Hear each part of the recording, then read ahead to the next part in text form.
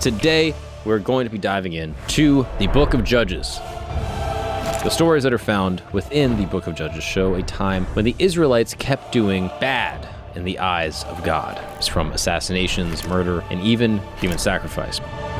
Each story has something bigger, something deeper. The Israelites once again found themselves on the wrong side of God. They were handed over to Gideon, the king of Canaan. This is the story of Jephthah and the sacrifice of his daughter. The Israelites are in a state of moral collapse. The story shows what happens to a nation when they don't fear God and they don't have a king. The people cried out for a savior, and that's when Ehud, a left-handed man, steps into the story. So today we're going to focus on all the stuff they didn't teach you in Bible class. So, strap in.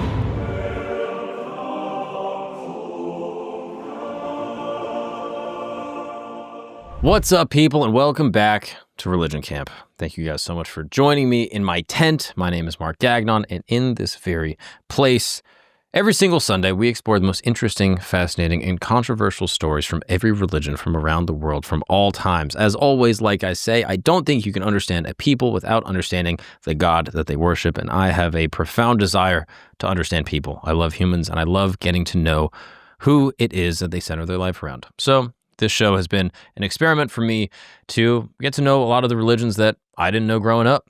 I mean, today I'm joined by, a dear friend of mine on the ones and twos, the Greek Orthodox deacon himself, Christos Glapadopodos. What's up? Christos, we don't have time, all right? Because today we're going to be diving in to the Bible. Yes, one of my favorite books. The good book, as they say, most sold around the world ever. It's got to be the best. And we're going to be going into one of the darkest chapters, the Book of Judges.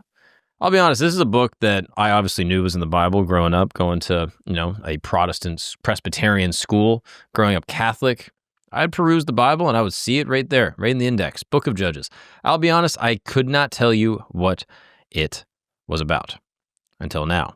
I started jumping in and reading some of the wild things that are in there, some of the darker sides of this ancient arcane text we know as the Bible. The Book of Judges is fascinating. There's many stories that show up in the Book of Judges that you probably do know, right? The story of Samson and Delilah, even the story of Ruth. But today we're going to focus on the darker and more morbid stories from assassinations, murder, and even human dismemberment. All the stuff they didn't teach you in Bible class. So, strap in. Who wrote the Book of Judges? This is a question that, has intrigued people for a long time. Traditionally, the prophet Samuel has been credited as the author. However, modern biblical scholars suggest potentially a more complicated origin. Many scholars believe that Judges is a part of what they call a Deuteronomistic history, basically a collection that includes Deuteronomy, Joshua, Judges, Samuel, and Kings. This theory insists that these books were compiled and edited by scribes during the 7th and 6th centuries BC, possibly during King Josiah's reign, around 640 to 609 BC, and the subsequent Babylonian exile. The Dead Sea Scrolls, as you've probably heard me talk about many times, found between 1947 and 1956, have fragments of the Book of Judges, and they were found among the Dead Sea Scrolls dating all the way back to the 2nd century. The scrolls that they found match the text that had been written by the scribes in religious texts over centuries, confirming that they were legitimate. But that does not tell us what exactly is within them. The stories that are found within the Book of Judges show a time when the Israelites kept doing, quote, bad in the eyes of God. This phrase is used constantly throughout the book to express the separation from God that the Israelites have allowed themselves to have. This leads us to our first story, the story of Ehud and King Eglon. So our story begins just on another day in ancient Israel, struggling under the rule of a foreign king. Eglon, the king of Moab, had been in power for 18 years, oppressing the Israelites. The people cried out for a savior, and that's when Ehud, a left-handed man from the tribe of Benjamin, steps into the story. The left side is attributed to deception. You may have heard occultists or people talking about the left-hand path or the sinister nature of the left hand. But Ehud wasn't your typical hero. He was more of an assassin. Ehud was sent by God to bring tribute to King Eglon. The text explicitly states that he is fat and obese. Why this is put in there, I'm not exactly sure. A task, go bring a tribute to King Eglon. It's pretty innocent, but had a sinister outcome.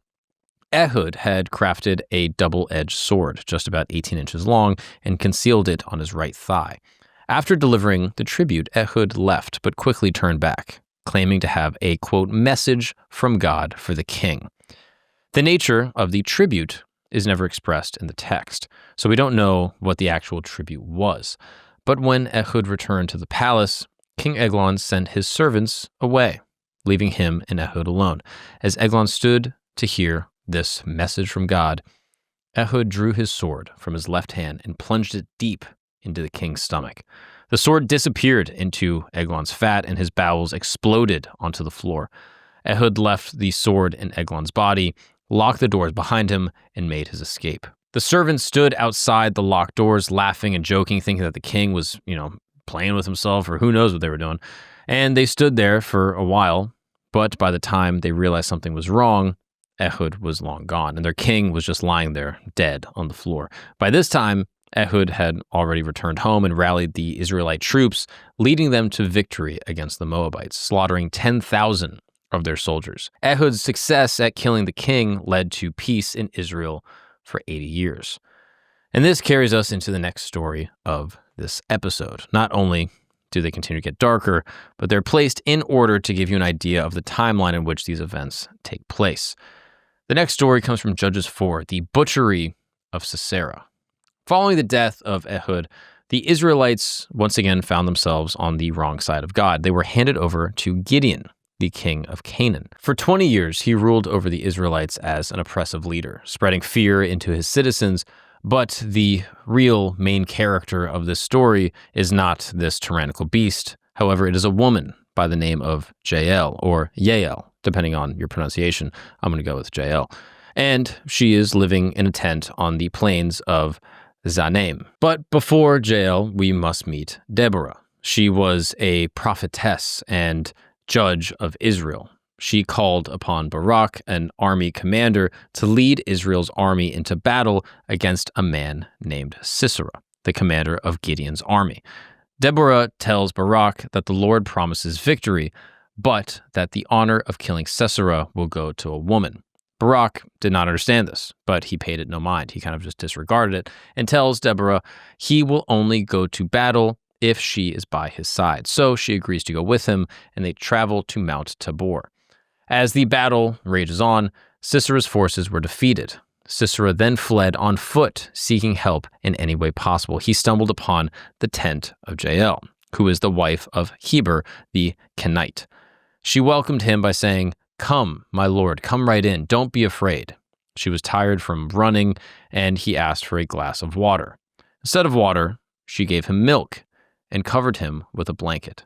He says, "Stand in the doorway of the tent, and if someone comes by and asks you, 'Is anyone here?' say no." Exhausted, Sisera fell asleep, and that is when Jael made her move. She quietly grabbed a tent peg and a hammer from the ground, sneaking up behind Sisera as he slept. Without hesitation, she drove the peg through his temple, pinning him to the ground. Soon after this happens, Barak arrives at the tent. Jael walks out and tells Barak that she has the man he is looking for and invites him inside to see. "Come," she says, "I will show you the man you're looking for." As Barak walks inside, Jael shows him Sisera's lifeless body stuck to the ground with a tent peg through his skull, thus fulfilling Deborah's prophecy. The image of Sisera's body, and a tent peg through his skull is a brutal reminder that even in times of war, the most unexpected people can become executioners. But Sisera was one man, so what about an entire town? And this carries us into the story of Abimelech. After the death of Gideon, the king who Sisera commanded for, Israel fell into chaos once again. Abimelech, one of Gideon's sons, saw this as an opportunity. He was born from a concubine, or in today's terms, a mistress.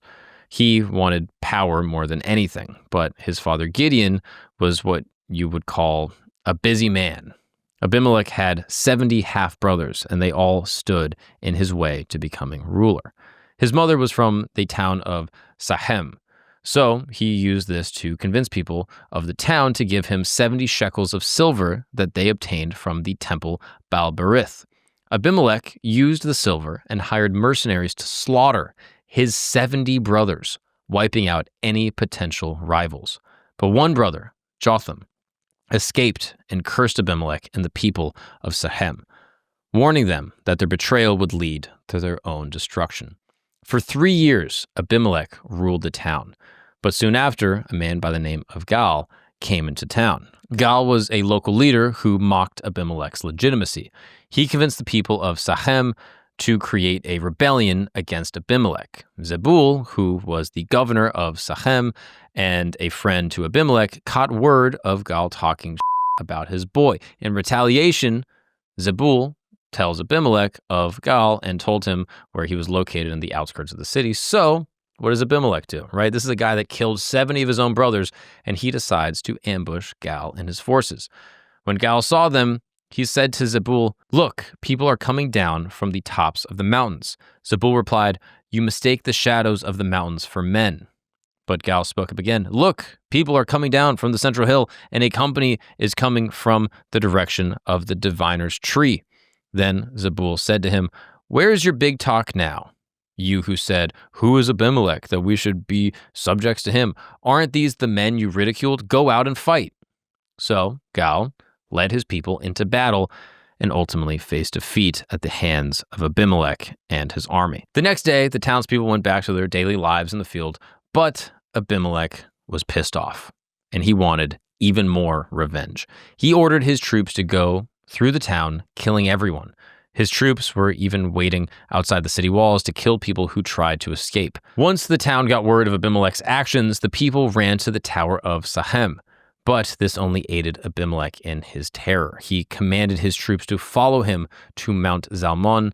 When they arrived, he began cutting branches with an axe and told his troops, "Quick, do what you have seen me do." So all the men began cutting branches and made their way back down to the town and piled them into the tower of Shechem and set it ablaze, killing all 1,000 men and women that were hiding out in the tower. But Abimelech's reign of terror came to a brutal end at the town known as Thebez. He attacked this town in the same way he attacked Shechem.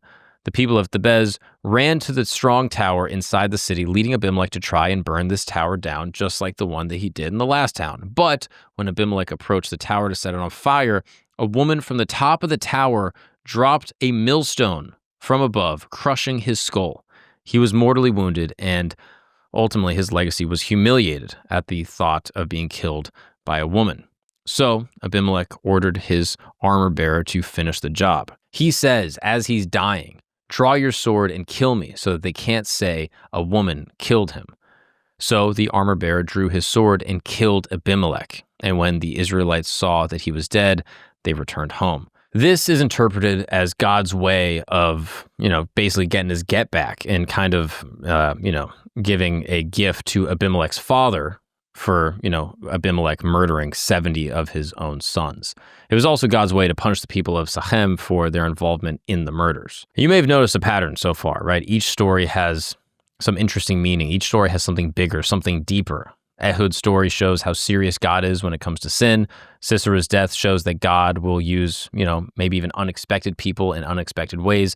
And with Abimelech, we see that God repays the wickedness of bad people, even if it takes some time. The Israelites continue to do bad in the eyes of God, but why? The next story not only takes us deeper into the book of Judges, but also deeper into the stories within. And this is the story of Jephthah and the sacrifice of his daughter. There was a man by the name of Jephthah. He was a mighty warrior, renowned for his strength and his courage. However, he was born into a family that gave him a sense of rejection. Jephthah was bullied by his half-brothers because he was not of their full blood, right? His half-brothers all had the same mom and dad, but Jephthah was the oddball. And as they grew up, they drove him away, declaring, "You are not going to get any inheritance in our family because you are the son of another woman." Heartbroken and feeling alone, Jephthah fled to the land of Tob. There, he gathered around him a band of adventurers and outcasts who then became his followers. Despite his exile, his reputation as a strong leader grew across the nations. Sometime later, the Ammonites waged war against Israel. In their desperation, the elders of Gilead sought out Jephthah. They said to him, "Come, be our commander so that we can fight the Ammonites." And Jephthah questions them, Don't you hate me? And you drove me away from my father's house. Why do you come to me now, just when you need some help?" Acknowledging their past actions, the elders replied, "Nevertheless, we are turning to you now. Come with us to fight the Ammonites, and you will be head over all of us who live in Gilead." Seeking assurance, Jephthah asked, "Suppose you take me back to fight the Ammonites, and the Lord gives them to me. Will I really be your head?" They promised him, "The Lord is our witness. We will certainly do as you say." With that promise, Jephthah agreed and became their leader and commander, repeating all his words before the Lord in Mizpah. Before engaging in battle, Jephthah attempted negotiating with the Ammonites. He sent messengers to the king of the Ammonites asking, "What do you have against me that you have attacked my country?" The Ammonite king responds, "When Israel came up out of Egypt, they took away my land from the Arnon to the Jabbok, all the way to the Jordan. Now give it back peaceably." Jephthah replied with a history lesson. He explained that Israel did not take land from Moab or Ammon. Instead, when Israel had sought passage through neighboring lands through their exodus from Egypt, they were denied. When they requested passage through the land of the Amorites, King Sihon not only refused, but then attacked them. Israel defeated him, and the Lord gave them the land. Jephthah argued, "Now, since the Lord, the God of Israel, has driven the Amorites out before his people Israel, what right have you to take it over? I have not wronged you, but you are doing me wrong by waging war against me. Let the Lord, the judge, decide the dispute this day between the Israelites and the Ammonites." What's up, guys? We're going to take a break really quick because you own a small business, or maybe you work for a small business, and I am about to make your life so much easier. Let's say, hypothetically, you own a little, furniture business, right? And you're struggling to keep track of the raw materials, the production schedule, invoicing clients, all that stuff. Well, that's why I want to tell you about Odoo, okay? Because with Odoo, it's an all-in-one business platform that streamlines everything. Now you have inventory management, you have manufacturing, you have accounting apps that will make everything so simple. So now if you have a small business, you can monitor the inventory in real time, schedule production calls more effectively, and you can send invoices automatically, all from one platform. Plus, you get a customized CRM to track sales leads and follow up with potential clients, boosting your closing rates. Back in the day, you'd probably have to get, some, Ivy League operator, business person that's, able to make everything happen for you. But now with Odoo, it cuts it all out. And I'm sure you're thinking, okay, if this is going to make my life easier, give me more free time to spend with my friends, family, and playing softball, and make me more money, it must be crazy expensive.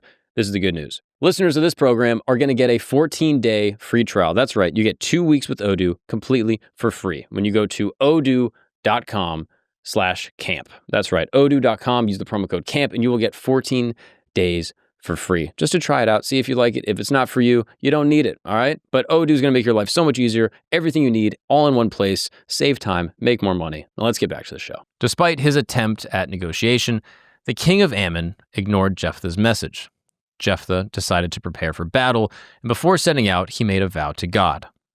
"If you give the Ammonites into my hands, whatever comes out of the door of my house will meet me when I return in triumph, will be the Lord's, and I will sacrifice it as a burnt offering." The battle was fierce, but Jephthah led Israel to victory, devastating 20 towns from Aroer to Abel-Keramim.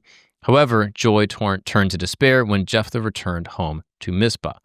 As he approached his house, his only child, his daughter, came out to meet him, dancing to the sound of tambourines. Upon seeing her, he tore his clothes in anguish, and he cries out, "Oh no, my daughter, you have brought me down, and I am devastated. I have made a vow to the Lord I cannot break." Understanding the gravity of her father's vow, she replies, "My father, you have given your word to the Lord.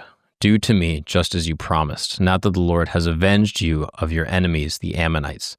But please grant me this one wish. For 2 months, allow me to walk through the hills with my friend and mourn my virginity."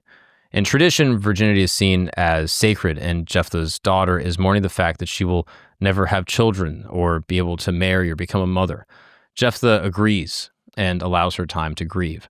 For 2 months, she and her friends wandered the hills, mourning her fate. After she returned, Jephthah fulfilled his vow and sacrificed his own daughter. His daughter remained a virgin, and her selflessness became a staple of the Israelite tradition. Israeli women would commemorate her life of his daughter by mourning her loss, reciting poems, and remembering her sacrifice. They did this every year for 4 days straight. Now, it's worth noting this tradition is not necessarily recognized to this day. So, at this point, we've witnessed everything from assassination, murder, oppression, and even human sacrifice. But yes, it gets even crazier. This is possibly the most gruesome of them all, and it's also very similar to another story in the Bible that takes place in the book of Genesis called Sodom and Gomorrah. However, this is a different story and a different time with many similarities. This is the story of the Levite and his concubine. At this time, Israel had no king, and everyone did what seemed right in their own eyes. There lived a Levite man who was staying in the remote hills of Ephraim. He was alone, so like any man, he goes out to find himself a lady. In the biblical sense, this is a concubine, which is sometimes referred to as a second wife. This is a woman that has a long-term, often sexual relationship with a man, but is not officially recognized to be married. She was from Bethlehem, but traveling through Judah. However, after some time, she became angry with him. They had a disagreement and returned to her father's house in Bethlehem. 4 months goes by, and the Levite decided to go to Bethlehem to speak to her and see if she would come back to live with him. He set out with his servant, 2 donkeys, and they arrived at the father's house. Upon seeing him, her father welcomed him warmly. "Come in, stay a while," he says. So he urges him to rest and refresh. The Levite agreed, and they spent 3 days eating and drinking and enjoying each other's company.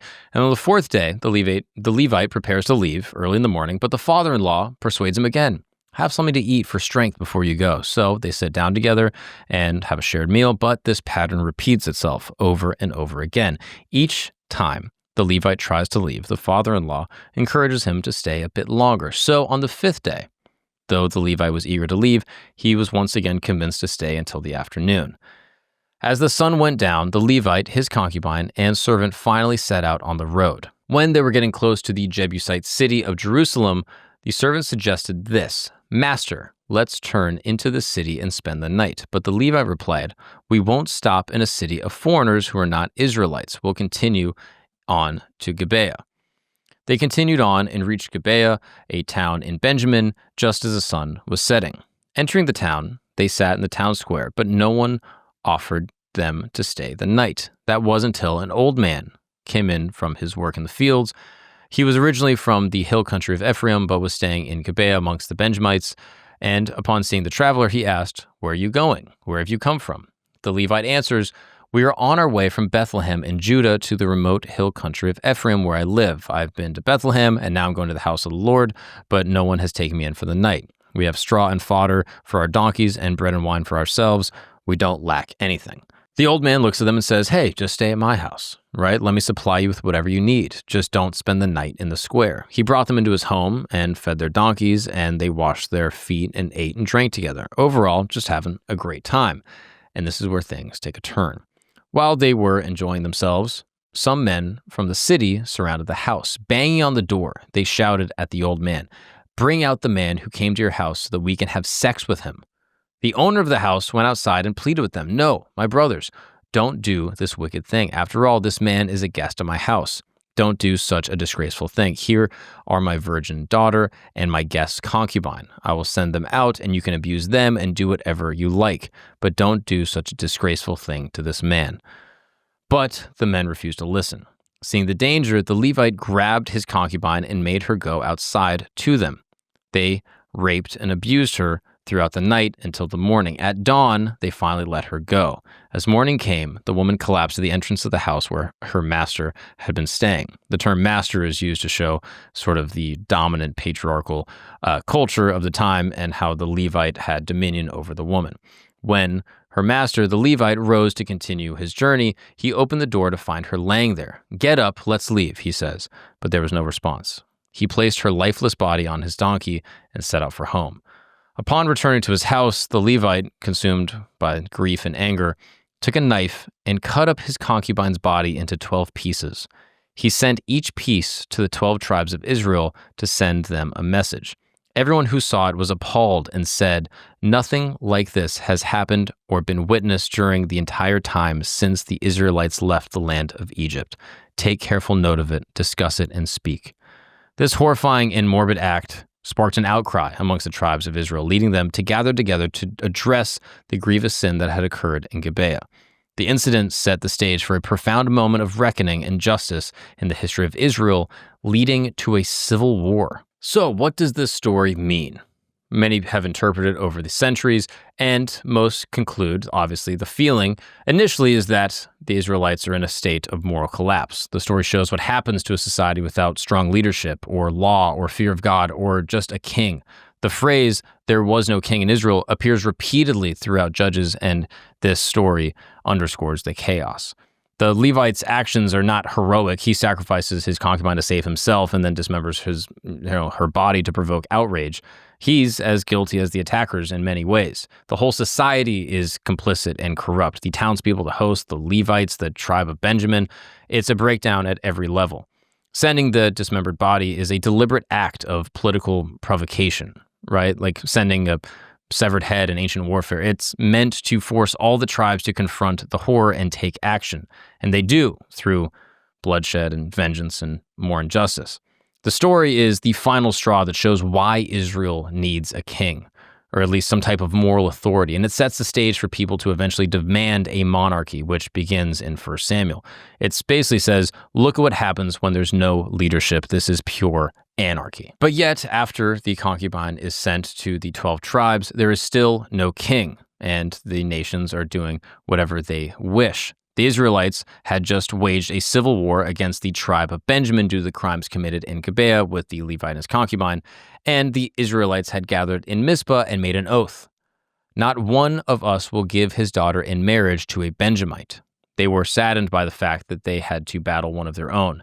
They went to Bethel and sat before God, crying out, "Why, O Lord, God of Israel, has this happened?" Early the next morning, they built an altar and offered burnt offerings and peace offerings, seeking guidance and forgiveness. Yet their oath was presented a challenge. How could they find wives for these surviving Benjamites without breaking their vow? An idea struck them. They asked, who among the tribes of Israel did not come up to the assembly before the Lord? They had sworn that anyone who failed to assemble at Mizpah would be put to death. As they were taking roll call, they discovered no one from Jabesh-Gilead had joined the assembly. Seizing the opportunity, the assembly sent 12,000 capable warriors with one command: go and kill with your swords the inhabitants of Jabesh-Gilead, including the women and little children. Do this, exterminate every male, as well as every woman who had experienced a man's bed, but spare the lives of any virgins. The warriors carried out the orders and found 400 young virgins who had never been intimate with a man, and they brought these women back to the camp at Shiloh in the land of Canaan. Then the entire assembly sent a message of peace to the Benjamites who were hiding in the rock of Rimmon. The surviving Benjamites eventually returned, and the Israelites gave them the women that they had taken from Jabesh-Gilead, but there were still not enough wives for all the men. The people grieved deeply for the tribe of Benjamin, recognizing that, quote, the Lord has made a gap in the tribes of Israel. The elders pondered, what can we do for the others who lack wives, since the women of Benjamin have been destroyed? They faced a paradox. They couldn't give their own daughters because of their oath to never marry anyone from the tribe of Benjamin, yet they couldn't let a tribe of Israel just fade away. An elder proposed another plan. Behold, there is an annual festival of the Lord in Shiloh. He advised the Benjamites, go hide in the vineyards and keep your eyes open. When you see the daughters of Shiloh coming out to dance in celebration, jump out from the vineyards. Each one of you, catch yourself a wife from among the daughters of Shiloh, and then go home to the land of Benjamin. When their fathers or brothers come out and protest to us, we'll say to them, do us a favor and let them be, for we could not each get a wife through battle. Don't worry about breaking your oath. You would only be guilty if you had voluntarily given them wives. The Benjamites did as instructed. As the daughters of Shiloh began dancing in celebration, the men emerged from their hiding places and took wives for themselves. With their new brides, they returned to their homes and rebuilt their cities and settled down. The story concludes with a constant reminder. In those days of Israel, they had no king, and everyone did what was right in their own eyes. Once again, the meaning of this terrible and gruesome story is that this is what happens to a nation when they don't fear God and they don't have a king. I mean, the final verse of Judges basically sums up the entire book. Everyone did what was right in their own eyes. The solution to the crisis is morally absurd, right? Kidnapping, murder, forced marriage. were all justified on this technicality. And the story critiques a society without the central authority, without this fear of God, and the oath and the law is valued more than justice. And again, there's no king, no judge, no prophet guiding Israel, and this led to blind oath-making and violent overreactions that just create more injustice. It also highlights the religious hypocrisy that had happened at the time, right? Sanctioned kidnappings, and everything was rationalized for the greater good of our people. And it's a parody of religious reasoning, right? Using laws to bypass ethics and basically try to stay right with God. And it's important to note that this story, much like Levite's concubine, is not an endorsement of the behavior, it's a warning. This is a story to the early church and the people of Israel, and basically anyone that reads the Bible that, this is what happens when you don't have leadership and a fear of the Lord himself. And it prepares the reader to understand the arrival of the monarchy in 1 Samuel. These stories are just a small glimpse into the wild and crazy things that happen in the Bible that you maybe were not taught at Sunday school. They show a side of the Bible and biblical history that's not usually looked at by the average believer or non-believer. So, whether you are into the Abrahamic religions, if you have read the book of Judges or not, it's hard to deny how wild and insane these stories are, especially considering how ancient they are and how, the Bible is read by basically every kid in America. Again, I think it's also important to underscore that the book of Judges is supposed to illustrate the brutality and violence of a nation, in this case, the nation of the ancient Israelites, when they did not have leadership and everyone did whatever they wanted. And that is more or less the context. So, what do you guys think? Did you read this in school? Is this something that came up in Sunday school? It wasn't for me. I remember some kids in class that would joke about the concubine story, and I had Bible teachers being like, we don't need to get into all that.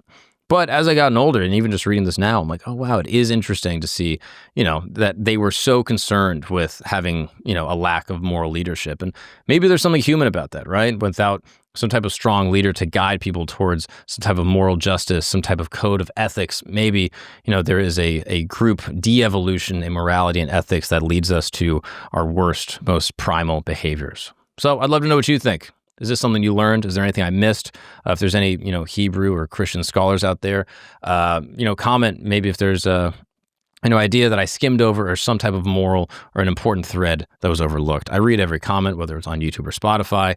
Please subscribe to the channel, and I appreciate you guys joining me here every single Sunday for another episode of Religion Camp. I'll see you guys next time. Peace be with you. What's up, people? Quick announcement. If you are a fan of Camp Gagnon or Religion Camp, I have great news because we are dropping History Camp. That's right. This is the channel where we're going to be exploring the most interesting, fascinating, controversial topics from all time throughout all history. Right? You probably know about Benjamin Franklin, Thomas Jefferson, Nikola Tesla. Interesting figures from history, and you probably learned about them in school and they were pretty boring, but not here.